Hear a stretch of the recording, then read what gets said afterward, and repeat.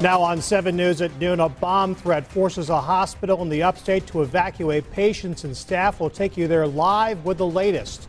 And new developments for 2 former members of Clemson's national championship football team now charged with armed robbery. Now here's Malachi with your forecast first. All right, after a mostly cloudy start to the morning, we've seen a little bit of sunshine and temperatures have responded. We are in the low 70s in the upstate, mid 60s and low 70s across western North Carolina, but more clouds are heading our way. Even more than that, we have rain that's going to move in late tonight and early tomorrow morning. We're going to track that for you coming up in our 7-day forecast, but for this evening, we'll see highs near 73 to 74 in the upstate and 70 in the mountains. 7 News at noon starts now. Covering local news first for Carolina's family. This is 7 News at noon. Good afternoon. I'm Fred Cunningham. Sabila has the afternoon off. Well, breaking news at noon. We're just getting word that an upstate hospital has been cleared and patients or staff are being moved back inside after a bomb threat this morning. Let's go straight to that scene at Lawrence County Memorial Hospital. 7 News' Ben Hoover is there with the latest. Ben, what do we know so far? Well, Fred, just a few moments ago, a couple of the other reporters and I were looking at the scene here. We noticed some of the patients starting to go back into the building, being led back into the building. And shortly after that, the spokesperson for the Greenville Hospital System confirmed that the building has been cleared by a SLED bomb squad, some canines who were searching the entire campus. It's been cleared. And the patients, all 46 patients who were admitted here at the Lawrence County Memorial Hospital, are being led back in to their rooms inside the hospital. Let me show you some video that we shot earlier of the tents that they had set up outside here, along with the heavy law enforcement. Inside those tents is where they were keeping the patients for this, what turned out to be about a 3-hour ordeal for them with that bomb threat being called in around 9 o'clock this morning. Now, I can tell you that they did an initial sweep, a preliminary sweep earlier this morning. No devices were found, and then they called in that SLED canine squad to do a sweep. That just wrapped up here shortly, and the building has been cleared. While the investigation into the threat continues as far as who called this threat in, Sheriff Don Reynolds is referring all questions about how they treated all these patients during this 3-hour evacuation. He's referring all those questions to the Chief of Staff here at the hospital. We're expecting an update from him here shortly. Fred? All right, Ben, thank you. Well, happening right now, if you see smokes above parts of Greenwood County, don't worry, it's probably a controlled burn. There are 2 separate burns happening there today. One is 700 acres off Highway 221 South near Bradley. The other is about 20 acres off Loudon Road at Poplar Hill. If you live in Cherokee County, you're likely still under a boil water advisory, but that should be lifted later this afternoon. The advisory was issued yesterday after a break in a main at the water treatment plant in Gaffney. Cherokee County schools are back in session today after starting 2 hours late. The Gaffney Board of Public Works says water testing has shown no signs of bacteria, but the state health department must also approve the samples before the advisory ends. Public Works also says you may experience some murky water from your faucets, but that's normal after line repairs and will clear out quickly. New at noon, we now know the name of a man accused of struggling with a police officer as he tried to arrest him. Williamston police say Jeffrey Hooks fought the officer and tried to take his gun yesterday. Hooks is in the detention center awaiting a bond hearing. This exclusive video shows the suspect being taken away in an ambulance on East Main Street last night. Hooks and the officer were both taken to a hospital. Hooks faces a number of charges, including resisting arrest and giving false information.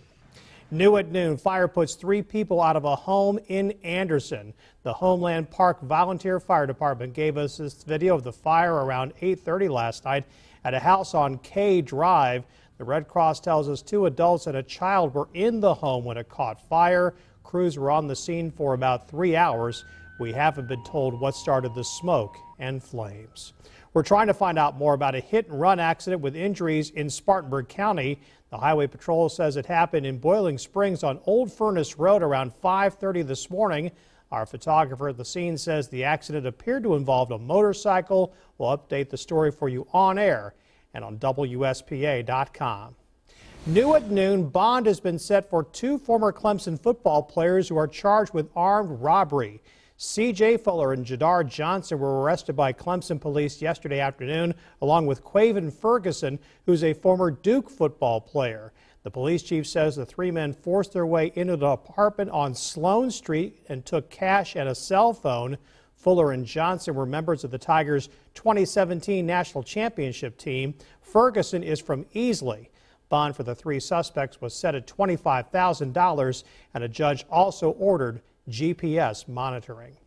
Clemson is settling a lawsuit with a student who sued the university over a one-year suspension for what he claimed was a wrongful accusation of sexual misconduct.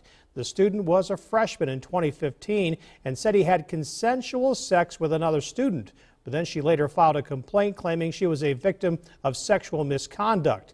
After a hearing and an appeal, he was suspended in 2016. He filed a lawsuit shortly after. It's not clear how much the settlement is for. Changes may be coming to a bill at the State House that requires police to collect any guns used in a crime. A South Carolina Senate committee put off a vote saying they want more time to look at the measure. The bill would also increase penalties for illegally carrying or selling a weapon. Critics of the current bill say non-violent offenders who want to own a gun will be penalized for mistakes in their past. Well, President Trump is shaking up his cabinet again. He announced with a tweet that David Shulkin is out as Secretary of Veteran Affairs, and he's picked his White House doctor for the job. And Adoba has more details from Washington. David Shulkin has been fired after weeks of speculation the president wanted a change at the VA. But he's not going quietly. In a New York Times op-ed, Shulkin argued he was being pushed out by people who want to put VA health care in the hands of the private sector. They saw me as an obstacle to privatization who had to be removed. Shulkin also defended himself on NPR. I was not against reforming VA, but I was against privatization, and I think that it was really the political appointees that were trying to undermine our efforts at VA. Shulkin faced criticism in February for using taxpayer dollars to pay for his wife's airfare on a trip to Europe. He says the expense was pre-approved and he repaid the government after an internal investigation. I was not allowed to put up an official statement or to even respond to this by the White House, who told me that they didn't want me responding. The president has nominated his physician at the White House, Rear Admiral Ronnie Jackson, to replace Shulkin as head of the VA. This is a man who, as a doctor, understands medicine, as an active duty member, understands the military. Jackson vigorously defended President Trump's health after his physical earlier this year. I told the president that if he had a healthier diet over the last 20 years, he might live to be 200 years old. I don't know. I mean, he has incredible genes. I just assume. The Senate will have to confirm Jackson, and his hearings may be tough. Some lawmakers are already pointing to the doctor's lack of experience running any large organization. Hannah Doba, CBS News, the White House. The VA is the government's second largest agency with a budget of $186 billion and more than 9 million patients. Well, new at noon, the city of Greenville dedicates a pedestrian bridge to honor the woman behind Duke's Mayonnaise. The dedication ceremony for the Eugenia Duke Bridge was held behind the Weitz Pavilion at River Place.